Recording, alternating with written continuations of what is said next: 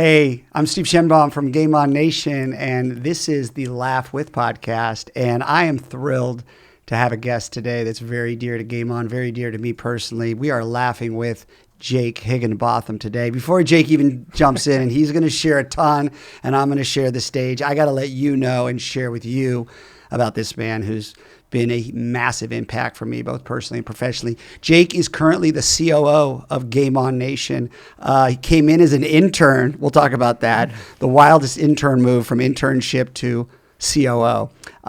But prior to Game On, Jake served at the highest level in special operations, protecting our country for over 28 years. He was wrapped up as a Chief Master Sergeant. That's why we call him Chief. He was an E9, which is the highest you can get as an enlisted member of our military. It is my honor to have Jake Higginbotham laughing with. What's up, brother?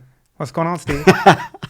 So I have to acknowledge that Jake and I come from completely different worlds, which I think is why we are a good partnership. Former actor, character actor, and former Special Operations E9 Chief Master Sergeant. No joke. But at the same time, there's a lot of humor and a lot of laughter in you. I know that. It's just different rhythm than maybe a former character actor. So first question when we talk about laugh with is, Jake, what's something that brought you joy, that made you smile, that you laughed with recently? Steve, there's a lot. But I will say that, my daughter just graduated from University of Tennessee, Knoxville, my youngest daughter. And she's kind of working on getting out of her apartment and into another house. So she calls me. She's looking for all these, she's applying, and, the rentals are going off the market real quick. And she hits me up and she says, "Hey, Dad." Because anytime she texts me or calls, says, "Dad," I know something's coming. So she says, "Hey, Dad, I got a question." I'm like, okay. It's asking me about my income, what my income is. Do I include all the money that I get from you and Mom? Oh, that's funny. And I said, no, Hannah, that would be your income. So that's what made me laugh this week. That's really good. And she's like 22 years old asking me this question. I'm like, Hannah, no, that's not Mom and Dad. A fair question, though. Is that income or is that more of a gift? Yeah. That's a gift, yeah. The gift that keeps on giving. Oh, that's good. You smile when you talk about the word dad. And we haven't scripted this out, but we're going to get into like career transition and doing hard things, which are two things that you are really skilled at and you've got authority. But I actually want to riff a little bit and focus on laughter, but not laughter being funny joke, but laughter being joy. So let's talk a little bit about, you just said, and we're both dads. Yep. We're both dads of two daughters. Girl dads. Yep, girl dads. Your girls are older than mine, but you say dad. What does that do for you, man, when you hear the word dad? Not chief, right? But dad. What is that? How does that impact you? Yeah, it's music to my ears. I truth be told, I always wanted to be a dad. And I can remember my oldest, Jordan, who's living in Denver. She was actually born in Bitburg, Germany, while I was assigned out there at Spangdahlem Air Base. And, the whole time, Michelle, she's a slight little lady, but when she was pregnant, I mean, it was, her belly went on. I mean, if she was standing and you looked at her back, you wouldn't tell she was pregnant. And then if you got the side profile, look out. It's like somebody was smuggling a beach ball. But, even throughout all that time, I knew she was pregnant. I knew I was going to be a dad, but I think it's different for the man than it is the woman who's carrying the child. I mean, I was ready. I was prepared. I thought I was ready. But I will say that the second she was born, I knew. And, my whole outlook changed. My whole reason for existence changed when I saw that, that dark hair, in Spangdahlem, Bitburg Air Base Hospital when she was born. And, oftentimes when I think about them, I still think about them when they're little and now they're grown women. But it lights me up and seeing what they're up to and, where they're going to go. It's a fascinating ride. Wow. I love it. What did that do for you in terms of mission? Because we are going to talk about, there's 28 years where you were on deployment and you had mission focus. And we are going to also lean into that mission focus, doing hard things, and how that fits into the idea of laughter. Yeah. But what did that do for your shift? And maybe talk about transition as well, from being someone who's focusing solo, and all of a sudden, husband, dad. Yep. How does that change the mission? Yeah. So I was married, Yeah. I had only been married for a little while when we had Jordan, and my mom often says that it was Michelle, my wife, who, straightened Jake out. And Michelle says, actually, it was the birth of his first daughter that really straightened him out. I was still young, doing young man things, but knowing that I had two children in addition to my wife, but two things that I helped create that are completely dependent upon me. So, that they're always on the back of your mind. Every move, every PCS, every mission, it's for them.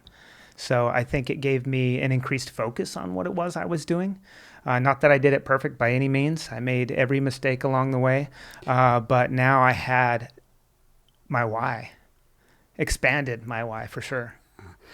You talk a lot in Game On about transition. It's a huge part of your authority, and I want to back up a little bit.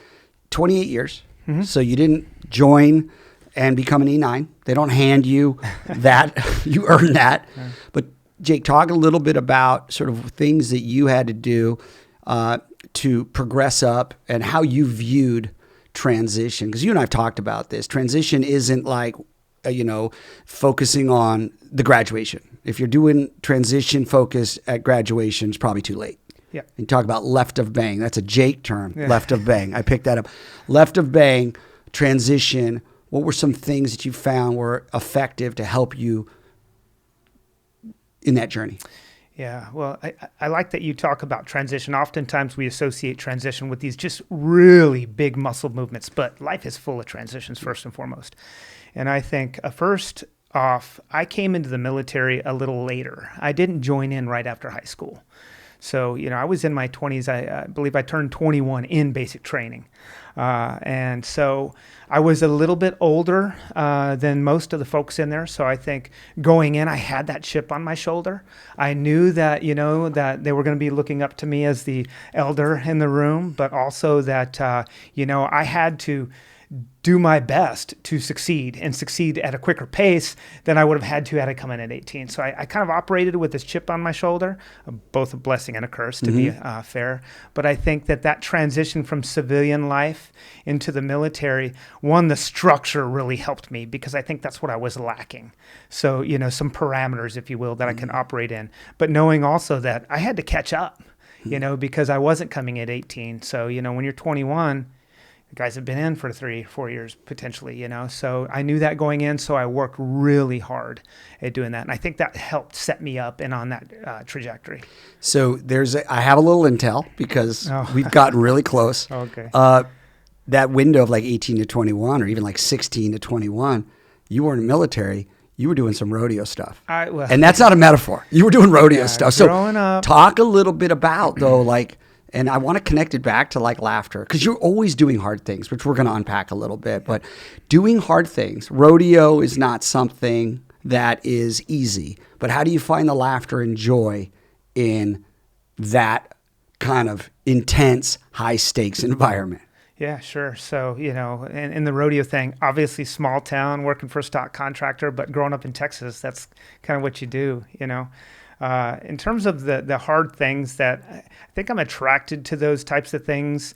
And, what helps me get through those is knowing when I look left and I look right, that my brother and sister are in it with me, and it's that kind of that shared suffering, if you will. And I do take some solace in knowing that I'm not in it alone.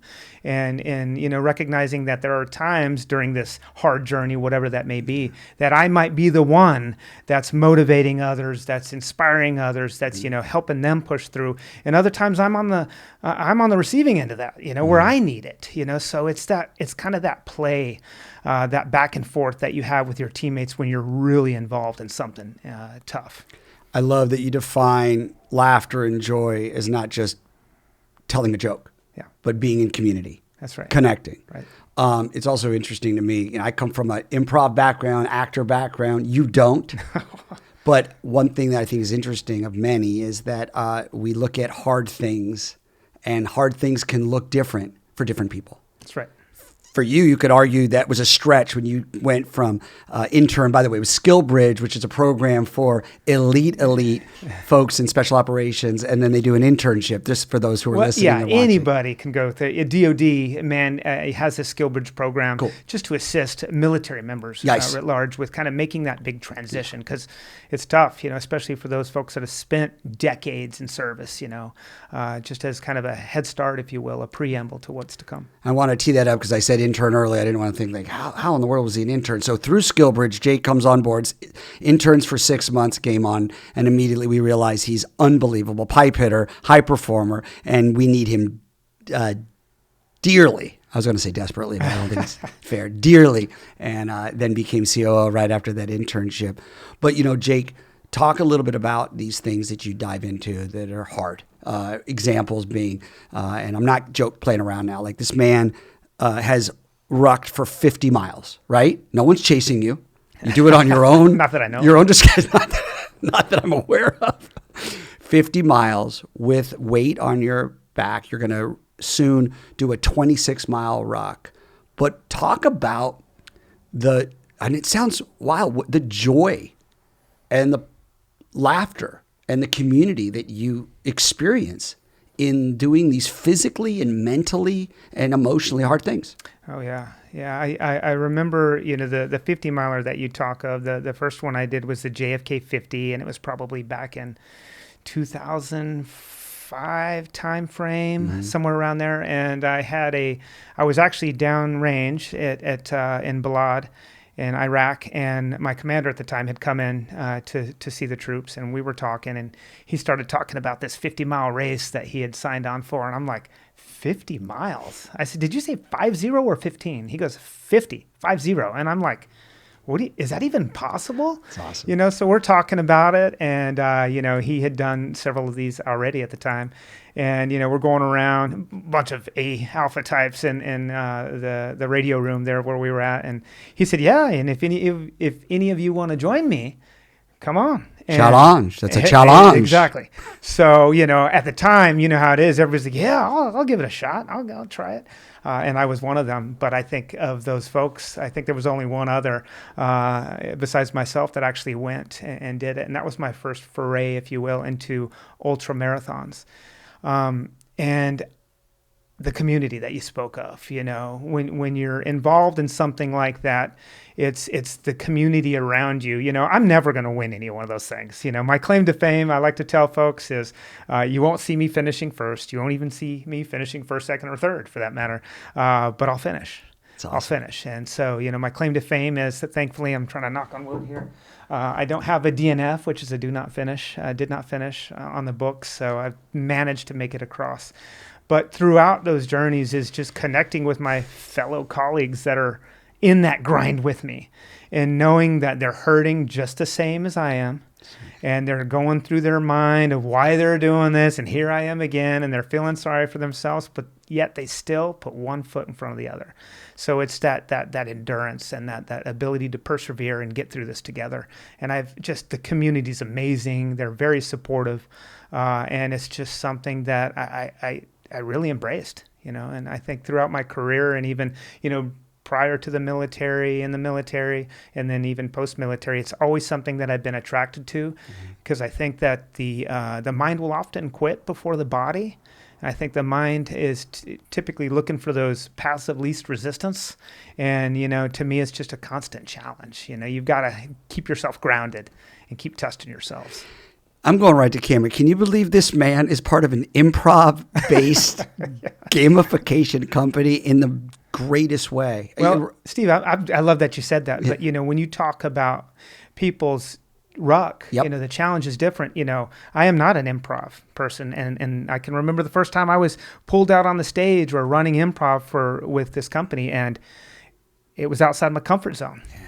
I think it's so important you say that. I want you to keep riffing there, but the idea, and we're going to talk about career transition even more, but that's part of this, is we all have to remind ourselves that everyone's out of their comfort zone is different. Absolutely. I've been doing improv all my life, 28 years, similar to what exact amount of years that you served our country. Oh, that's right. Yeah, 28 years, almost 29 years. And so it's not uncomfortable to me. But you know what? doing a ruck, getting some weight on my back, challenging myself physically at 54 years old, worrying that I'm going to get a DNF. That's outside my comfort zone. And so I just want to commend you, but also encourage all of our folks that follow our podcast to just remind themselves everyone's discomfort's a little different. Absolutely. Yeah. Absolutely. It is stretched me for sure, know, and I you know me, I'm kind of a feast or famine kind of guy. I go all in, but that healthy, respectful, I don't want to call it fear, but that trepidation, prior to doing that, I think it's good because it keeps me honest.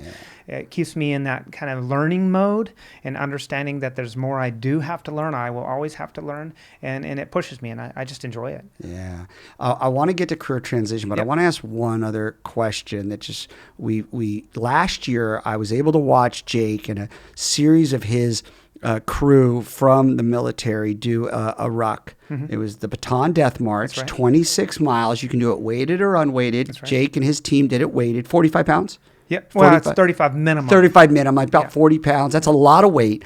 But you had an experience. I watched the finish, and there was a lot of joy as you came around the finish. And you had an experience with someone out on the ruck, the hike, where you ran into someone. And I remember when you finished, you were like, to everyone, Jackie, my wife, and the girls, and everyone, you're like, I had such a cool experience. Was his name Bobby? Bobby Keogh. Yeah. I want to talk about that a little because I actually find that is another example of finding laughter and joy in the midst of something that is really physically, emotionally, and spiritually challenging. Yeah. Talk about that just a little bit. I haven't thought about that. Yeah.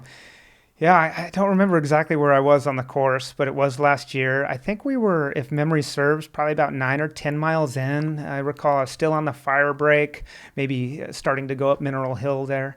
And, you do enough of these things, and I've been in this kind of community for a while.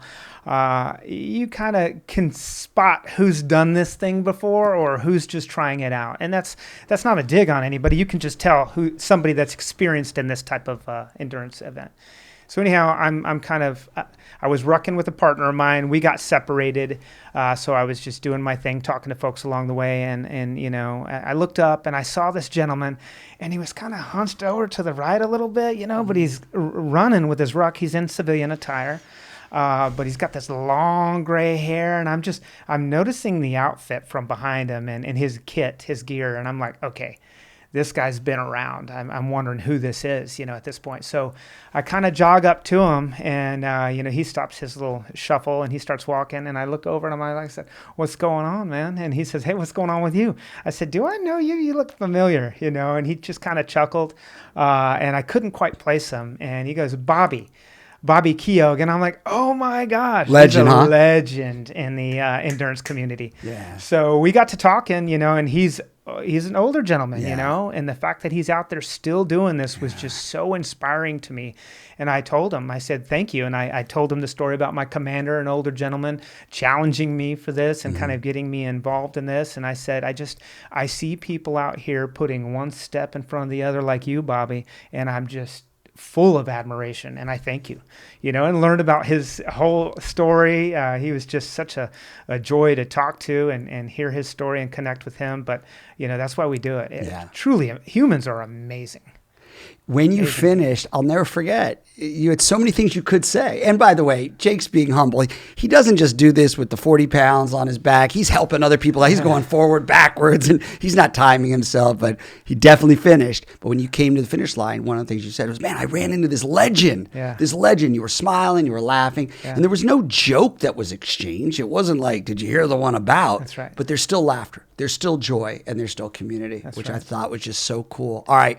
So you and I've talked a lot about this idea of transition, career transition, and we've talked about you doing hard things. You talked about a little bit about your 28 years in headlines in terms of nothing detailed, your military career. But as we lean into this topic on career transition under this sort of laugh with umbrella, what would you say to younger Jake? What would you say to that person coming out of that rodeo experience, joining the military, and how do those concepts transition into corporate space, parenting, the sports space? Yeah, I think, if I could go back and speak to the younger Jake, the first thing I would say is, continue to network throughout your career, because there is going to be a next chapter. And I think oftentimes, specifically in the military, is that you're just so focused on the mission at hand. And, I kind of came up, I was fresh in at 9/11, so we were in the global war on terror, the GWAT, as they say. So I was just so hyper-focused on the mission at hand. And I wasn't networking as much as I probably should have. I wasn't paying enough attention to some of those things that were close to me, like my family. Got it. And, looking back on it, they're with me for the whole ride, not just my military career.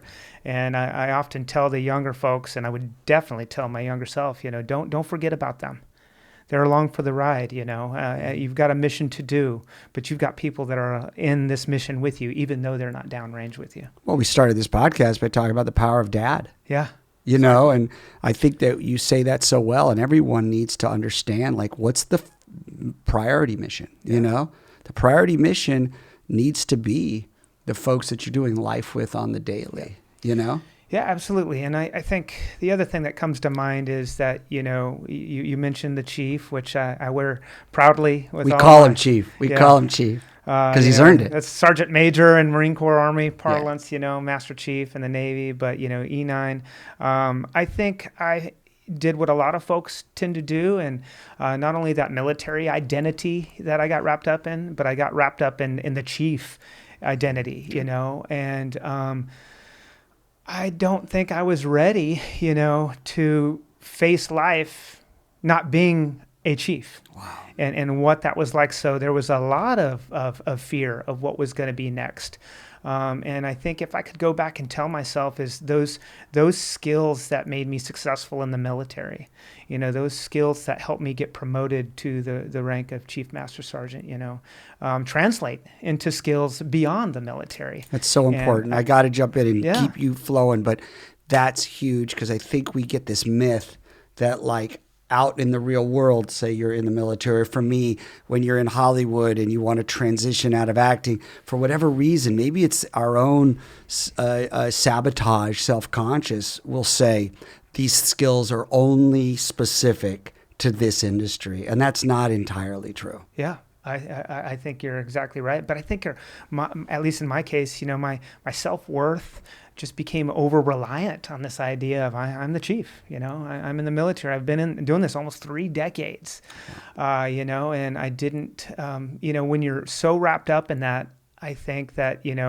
it impacts your agility, and change is a big deal, right? And I think that's why a lot of us get wrapped up in this. And I think going back to that support network and maintaining that support network. So there were brothers and sisters that I had that I respected that got out before I did.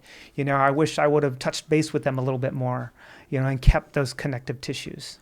And I just, like anything else, you get wrapped up in the day to day, and then next thing I know, I'm staring at it and I'm afraid. And I didn't know what I was going to do. And truth be told, and Steve, if you recall, I was coming over here on an intern. There was no guarantee for anything. And my original plan was that I was going to do the intern, for a few months, help me get ready for life after the military, but I was going to hike the Appalachian Trail. That's right. And then I was going to, after that was going to be around a March step-off time frame. I was going to go south to north. And then at the conclusion of that, I was actually going through the process of becoming a JROTC instructor. So for one of the local high schools here, still as a chief, but in the school systems, just so I could continue to develop and mentor those men and women coming up. So when did that switch happen? Because I'm laughing, because it's called Laugh with Jake Higginbotham, but also I'm laughing because you're talking about, again, transitioning and doing a gnarly hike, or getting back into JROTC. And here you are, the COO. It's not supposed to happen. And people need to know you're not just helping run the company, but you're also teaching the program, and you are doing improv. So my question to you would be, when did it hit you that you weren't going to do JROTC and you weren't going to do that hike, which, by the way, I hope that you still are able to. We'll find that time. But when did it hit you and you're like, you know what? I think I can be a part of this Game On jam? Because that's outlandish, really. If you think about it. On paper, E9, 6 months, and now you're going to be COO of a company based on improvisation and game dynamics, teaching corporations, sports teams, and military how to connect. That's right. To be fair, selfishly, I think the DoD Skill Bridge program is wonderful. Yeah. Especially when you've dedicated so much time into something, So to me, I was looking at it as, hey, let me get a taste of what corporate business is like. And, I talk different. I act a little bit different. So let me use this as a period in time where I can, start that transition to becoming a civilian, because I was still very much wrapped up in it. So I was looking at a lot of it. And I think when we talked, we knew there was no strings attached with this. We were going to feel this out. It was a good opportunity for the both of us. Yeah. So I think starting out, that's where my mind was. I was still going to hike the Appalachian Trail. I didn't know if it was going to turn out to be anything. And then there were a couple things. Two that come into mind was one of the first Game On sessions that I got to observe was actually you. And it was, I think it was during one of my trips when I was stationed in Hawaii and I came down here to meet the team. And I went over to Lakewood Ranch. Oh, for the Leadership Academy. The Leadership Academy sessions. Okay. So I sat just kind of as an observer, and I was watching this. And what struck me is I've been through a lot of these types of trainings over the years in the military. And, when I looked out at the audience, it was just such a diverse audience in age, in occupation, industry, gender, the whole thing. And I think, I can't remember exactly, but I think it was week 4 or 5. So it was getting towards the end of that 6-week program. But I noticed that these men and women were really connected to one another. And I saw you, running through one of our core programs out there. And I thought their willingness to get up and push themselves through something uncomfortable, I was like, what is going on here? But it's fascinating that you saw the improv as uncomfortable. I did. And here's a dude doing 50-mile rocks. Like, that's what I think is so fascinating is if you shared with me 50-mile rock, I'm like, bro, save it. No offense, but like, I'm going to get my hour workout in. And if I do that, I'm celebrating myself. But you saw the improv as a little bit of a rock, yeah? I did. So that intrigued me. But then more than that, I saw the connection that these men and women had. And I'm like, what have they been doing? So that actually was the one that convinced me to do the Skill Bridge. I was like, okay, I'm in. So I'm going to say yes to this opportunity. And then when I finally got down here, I had that little mishap with my arm injury that I came through. So I was dealing with that. But I did happen to accompany. Really quick, I have to acknowledge Jake was in. It's okay because you're good now. So we have time. We can laugh about it. Tragedy plus time equals comedy, by the way. So there was a little tragedy, not a lot, a little bit of time. Jake blew out like his bicep. I ruptured my bicep. This is a man who served our country 28 years, all sorts of stuff that he can't tell us about. But I try to ask. And then, no offense, but he was helping an older gentleman lift his flat screen TV. Yes. And blew out your bicep. That's right. So you had this thing, bionic arm. Traction. And I so wanted the story to be like, he was like wrangling, like he was in the rodeo or he was downrange. No, it was like lifting a flat screen TV. 77-inch. Wah, wah, wah. Anyway, sorry, I had to acknowledge that. As a matter of fact, when that happened, I thought, are you serious? I'm just starting this intern now. I lose function of my right arm. But you didn't miss a beat. That's the thing. I was like, this guy's wired different. Like, blows out his bicep, right? Is in a bionic arm, driving with, I think it was your left hand the whole way, driving an hour to work, and didn't miss a beat, which set the tone. Anyway. Like hard things. Yeah, like hard things. So I got in as part of the Skill Bridge program. Again, my plan was still potentially to do that hike from Georgia to Maine on the AT, and then maybe do the JROTC. So I'd actually went through the background screening checks. I'd become kind of certified to go through this program, so it was there. And then I accompanied Chris Friday, who colleague of ours, our director of curriculum here at Game On Nation, improv guru, I'll say, improv master, but wonderful human being. Anyway, I accompanied him. He said, hey, Jake, I'm going to we were doing a pro bono team. Game On was for healthy manatee teens. Yeah. Oh, this is a great moment. I love this. Run with this. So he asked me to go with him. And I said, absolutely. So again, just observer mode. I'm new to the team. And as Chris is doing his bit. He was stood up and, kind of paired the audience off, and there was an odd person out. So he said, "Hey, Jake, do you mind, partnering up with this guy?" I said, "Absolutely, Chris, whatever you need." So the young gentleman I partnered up with was probably 15, 16. Young. He was a full head and a half taller than me. Big teenager, and he was from Colombia. And as part of this, exercise, Chris said, on the count of 3, I'm going to ask you two to turn towards one another and just stare at each other in the eyes. Don't say anything. We'll get to that, but I just want you to turn and look at your partner. He says, 1, 2, 3. And me and this kid start facing each other, and he instantly just kind of starts mad dogging me. And I'm like, who is this guy? Doesn't even know me. Mad dogging. So I'm like, what the heck, So Chris, gets our attention again, and we run through this kind of connection exercise that Chris has. And it's about 3-4 minutes long, But by the end of it, this young man who had been mad dogging me a few minutes prior gives me the biggest hug, and he says, "Hey, do you mind if I get a selfie with you?" Wow. And I was like, what transpired in that short amount of time where you had 2 human beings with different upbringings, different ethnicities, different experiences, different generations? The generational gap was huge. But what in that short amount of time brought us to that place? And that's when I knew there's something special going on here. And I had come back and I had told Mike Canio, who is a mutual friend, I said, there's something going on here. I love that we went to that story. Because we needed it too. When you've been doing Game On for 28 years, sometimes you get so close to the painting that you need a reminder. Kind of like when you give a tour of a place that you're familiar with, all of a sudden you realize the gems. Yeah. But when you're familiar with it, right? Yeah. And I'll never forget, Jake, when you told that story. I'm so glad you shared it again, because Chris and I needed that reminder too. That there is something special. It was a game called 1, 2, 3. Yeah. We've played it 1,000 times. I love that young man, by the way, plus it's hard for trying to bow up with you, man. Don't bow up with this man. Don't bow up with this man. Friendly, but at the same time, warm, soft brick wall. But I love that within 4 minutes. Yeah.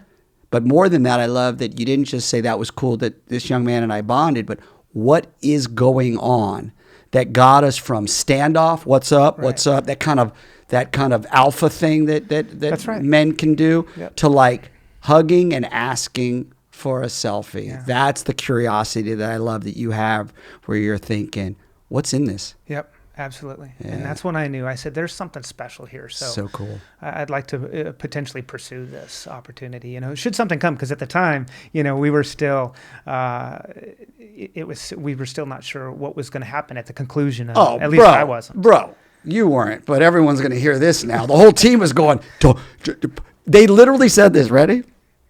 Because we're in Laugh With podcast, right? You put a ring on it. They said that.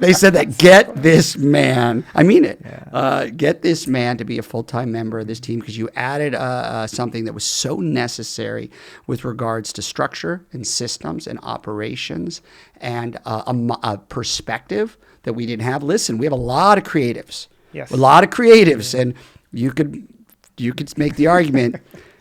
Too many creatives can get you a lot of fun, but you can go bankrupt real quick. That's right. So the structure and the systems you put in place, and the different perspective on humor and laughter and joy that you brought to this team. I mean, we're doing hard things now that are not just improv based. Yep. We're doing hard things physically. We're doing hard things by stretching ourselves outside of the comfort zone of the industries we work with, and that's what excites me. I mean, could you have ever considered this year we got 3 Game On members going with me to New Mexico to participate in the Baton Memorial Death March? And I'm one of them. Not doing weighted. That's right. But you're there. I'm getting my walk on. Right. I'm wearing these are the pants actually that I'm wearing for the rock. First step is looking good. So. Hey, come on now. Look good, feel good. That was good. Hey, as we kind of think about this career transition, Jake, and as we enter this space in the military, corporate, and the sports space, what would be that takeaway that you think about, that you want to take away in the career transition conversation, but also that you want our audiences to really think about? And in Game On, we have this sort of setup, present, observe, takeaway framework, and the takeaway to me is so important because it's something that's tangible, that's practical, that our audience can utilize on the daily? Yeah. Yeah, I think, one of the first things is while you're in the military, you are expected to, there are expectations to you in terms of your task proficiency, your physical fitness, and all those things, which again, I took to very well, coming from a life that wasn't as structured. I will say that, transitioning out of that space is this, to remember first and foremost that discipline's a perishable skill. That if you don't utilize it and apply it continuously, you will lose it. So I think, for me, and recognizing that and knowing that, I don't have to take that PT test, max that PT test now, but in order for me to be successful and continue doing those things and that I need to continue practicing discipline. Wow. So I think that's first and foremost. And I think that's the same in the athletic space as well. Yeah.